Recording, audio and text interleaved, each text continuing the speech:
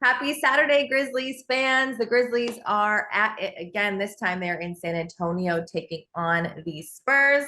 Joining me is one of my faves, our good friend Noah McGarr. George, thank you for being on today. Are you ready to break this one down? Yeah, I mean, both of the teams are kind of bad right now, but there's still a lot to be excited if you're a Spurs fan, right? There's a lot to be excited about. So yeah, I'm ready to talk Spurs and Grizzlies basketball. Let's do it. All right, let's do it. I'm going to set the scene for everyone. The Grizzlies are 2-9 on the first half of a back-to-back. They're going to come home and play the Celtics tomorrow. The Spurs are 3-9, however, on a 7-game losing streak, and this is the second half of a back-to-back. They're playing their second game now.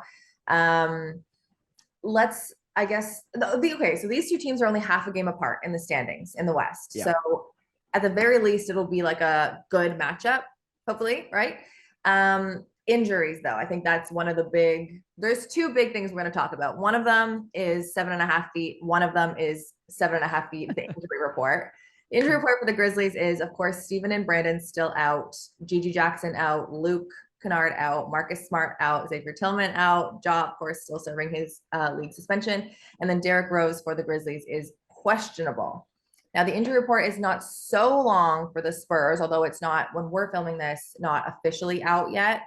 But we talked about Devin Vassell could or could not. What was going on with him? Yeah, Devin Vassell was out yesterday with like an adductor soreness, so I don't know if he's going to play. He was previously doubtful for that game, then he was out. I think he's doubtful for today. Same thing with Trey Jones.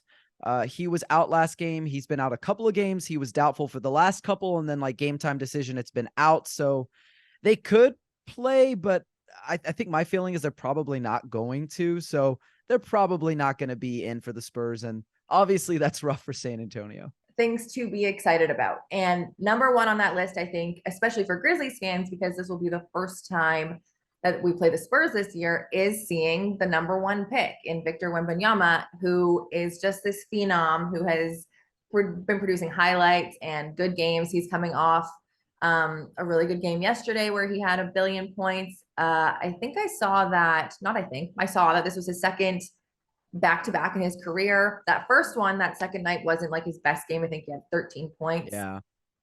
Just as someone who has watched all the games, who has covered every single game in his career so far, what's been exciting? What have you liked from him? Just like put the losses aside, he's a Yeah. phenomenal basketball player.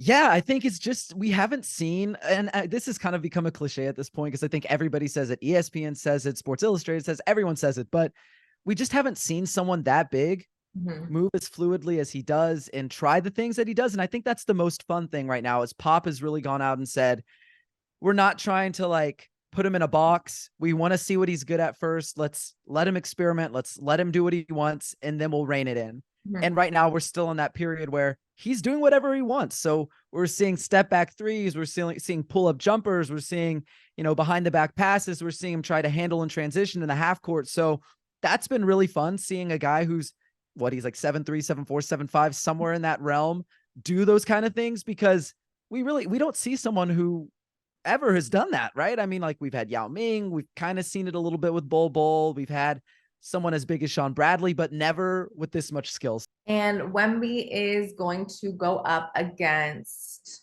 I mean, in my mind, I want it to be Jaren Jackson Jr., the defensive player of the year. It might be Bismack Biyombo. But Jaren, a 7-footer in his own right, what threat does he pose to Wemby? I think that's going to be a really interesting matchup between those two, because I think what the Grizzlies have done with Triple J the last couple of years defensively, where he's not necessarily sitting in the paint all the time, but he's kind of roaming around a little bit and he's helping from the weak side and he's like swooping in for those weak side blocks. Like that's kind of what the Spurs are doing with Wemby. So I think there's sort of like a blueprint for Wemby there. And I think it's going to be interesting because Triple J is like further along, obviously, right? It's like year 6 or year something like that for him. And like he has a little bit more muscle to him. He has more experience. And I think it's going to be fun to see them maybe not bang bodies because they're not really bruisers in that sense, but kind of like go to head because he has the length, I think, to bother Wembanyama. Even though Wemby is huge, I think he does have that length to kind of give him fits, poke the ball away a little bit, put a body on him a bit. So that'll be fun because they are similar in some ways. and in other ways they're very different. But I think that's going to be the number one matchup to watch tonight. It's going to be really fun. Yes, I'm very excited for that as well.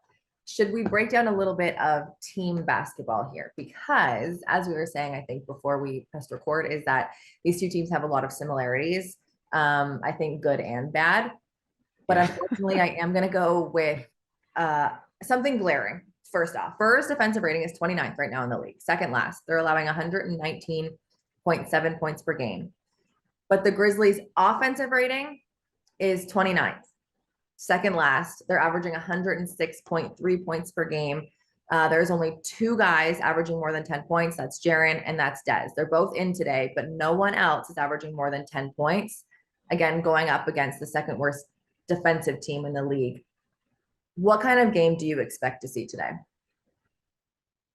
That's a great question. It could be really high scoring just because the Spurs are so bad at defense. And like most of their games have been like, like 120 to, 140 or like 110 to 130. Like there have been a lot of teams that have scored a lot of points against the Spurs because they simply have been that bad on defense. So I think the Grizzlies could potentially find a rhythm tonight, but I think the Spurs could as well. Wemby's coming off a really good game. Keldon Johnson found his three. So did Zach Collins. So we'll have to see, but these are two teams that are pretty bad right now. And I don't want to focus on that too much, but I think because of that, it could be one of those high scoring affairs where, whoever scores the most, that's going to be the team that really runs away with it. Where they are 30th and 29th, however, is opponents' 3-point percentage. The Grizzlies are 30th, the Spurs are 29th. Both teams shooting from the three below 35%, which is bottom 10, both of them. Is this the game that, because maybe the 3-point defense is so poor, that these teams can flourish on the offensive end on the three? Or do you see it very like mid-range and in the key type of game? No, I think the Grizzlies are going to get a ton of open threes. Like the Spurs just really haven't been able to lock things down on the defensive end, like really trust each other. Like I know Pop operates under this no middle philosophy where he doesn't want to allow, those middle drives. Like, I mean, it's in the name, right? I mean, but with that, the Spurs have been too keen or too eager to help. Like even when their guys don't need help on drives, they've helped off and then they're not recovering. And so it's sent all these guys into like extra rotations, into late rotations. And there's just been a ton of threes shot against the Spurs. And like, I think that's going to continue happening. The communication isn't there. The trust isn't there. And the chemistry isn't there, right? Like most of these guys haven't played together that much. Yeah, you bring up Grizzlies getting a lot of open threes. They are, I just looked it up while you were talking, so excuse me, my eyes were everywhere, but they are good. fourth. They take them the fourth most threes in the entire league. So again, just to recap though, you are without Luke, who's a 3-point shooter. You're without Marcus, who also takes a lot of shots. So you have Desmond Bane there. So hopefully on our end, he can get a lot of threes. To end this off, Noah, I'm going to ask you, take out JJ, take out Wemby. Give me one matchup you are excited to see tonight. It's kind of, that's a tough. I know that's the answer, but like secondary. Yeah, I think I'm kind of interested because you said that Jacob Gilyard's the starting point guard now, right? I'm interested to see if Jeremy Sohan can build some momentum because I'm not sure if you know this, but he's the starting point guard for the Spurs now. He has been the starting point guard since the start of the season. It's been the big point guard experiment for Pop, and it hasn't gone well. Like the offense has been really bad with him at the helm. Like he just doesn't get dribble penetration. He doesn't create advantages like that. But I'm wondering, like, because to be honest, he's great on defense. Like he moves his feet really well. I think he can contain. Yeah, I think he can contain Jacob Gilyard a little bit. And because of that, I'm hoping maybe he can use that momentum to find something on the offensive end because it just hasn't been working for Sohan this year. And like, that's not necessarily his fault, but that's the matchup I'm looking at because I'm hoping it just breathes some life into Sohan because Spurs fans have turned on this guy big time, from him being like the fan favorite, could do no wrong last year to like they want him out of here, put him on the bench. He's not a point guard. He can't handle the ball. He can't pass. And like, I think that's unfair to him a bit, right? Like he didn't ask to do, be a point guard. This is just something that they're trying out. So I'd love to see him have a game, have a good game so that people can kind of get back on his side. I'm sure it's been tough for him.